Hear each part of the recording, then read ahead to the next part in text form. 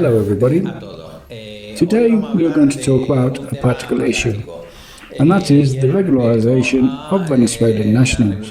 It is true that Venezuelans have a special and much more beneficial procedure when it comes to requesting international protection for humanitarian reasons.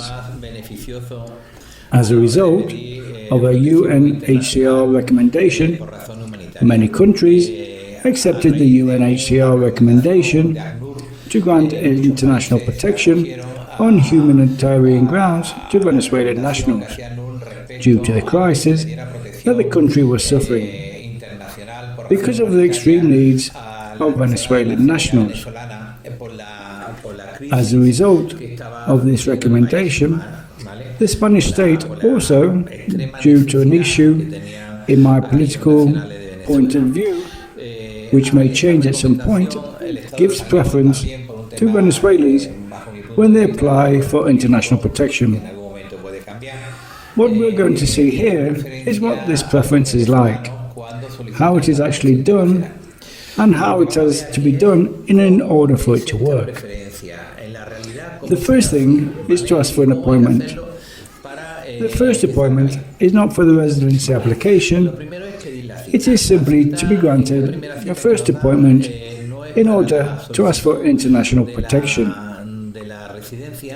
The first appointment is made by email, which is usually sent to the police station office in each province. The central office is usually the police station, and on that day you simply need to bring your passport. That is, the first page of your passport, the page with the entry stamp or the exit stamp from Venezuela, a photograph, and of course, the original passport. The first appointment that we are granted, what we do is to make a statement that we want international protection. But at no time it is granted to us. What happens is that this simple application receipt that they give us, in a way, in inverted comma, means that we are no longer in an irregular situation. This means that we cannot be caught by the police and be subject to deportation proceedings. The next appointment, which unfortunately usually takes a long time, depending on the time of year, depends on many things, but sometimes it takes up to a year. Normally, it takes a few months. In the second appointment, and this is the important one, they are going to take our statement. They are going to ask us why we are requesting international protection. And they are also going to ask us about the country or how we arrived.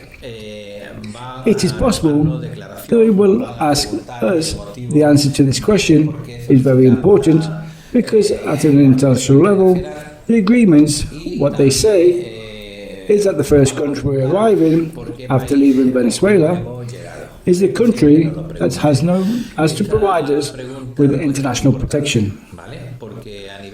This means that if we have left Venezuela via Colombia or Peru, we cannot ask for international protection in Spain. This is very important. The second appointment is the most important. We have to bring a photograph or a couple of photographs and the receipt of the declaration of the first appointment we made, in which we stated that we wanted this international protection. And there, in that interview, they take our fingerprints and give us an IE number that will be assigned to us forever.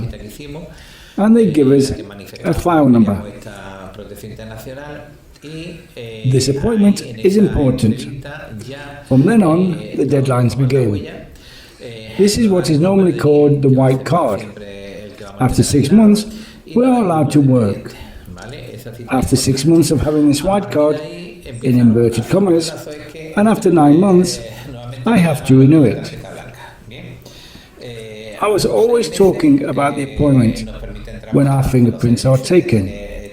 And let's say At the second appointment, when we are given this white card that has our photograph and the file number, the NIE number assigned to it, and from that moment, the date starts to count. 6 months to be able to work, and 9 months for the renewal.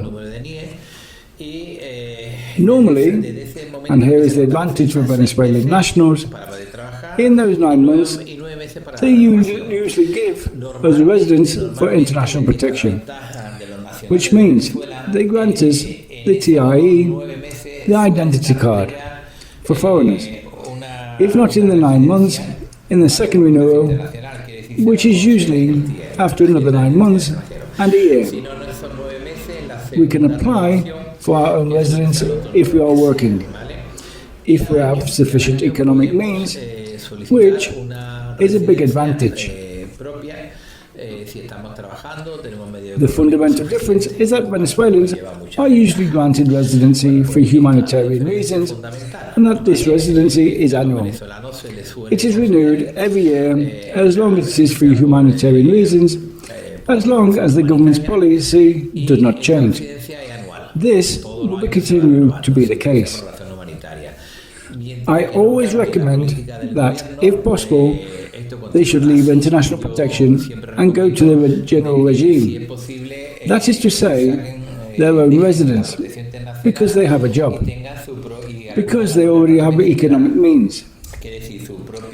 It is much more advantageous, you can do it in a year after having the residence for international protection, the TIE, and it is not subject to political changes. It is not subject to the Office of Foreigners not renewing it in a subjective or somewhat arbitrary way, let's say. I hope this has helped. Best regards.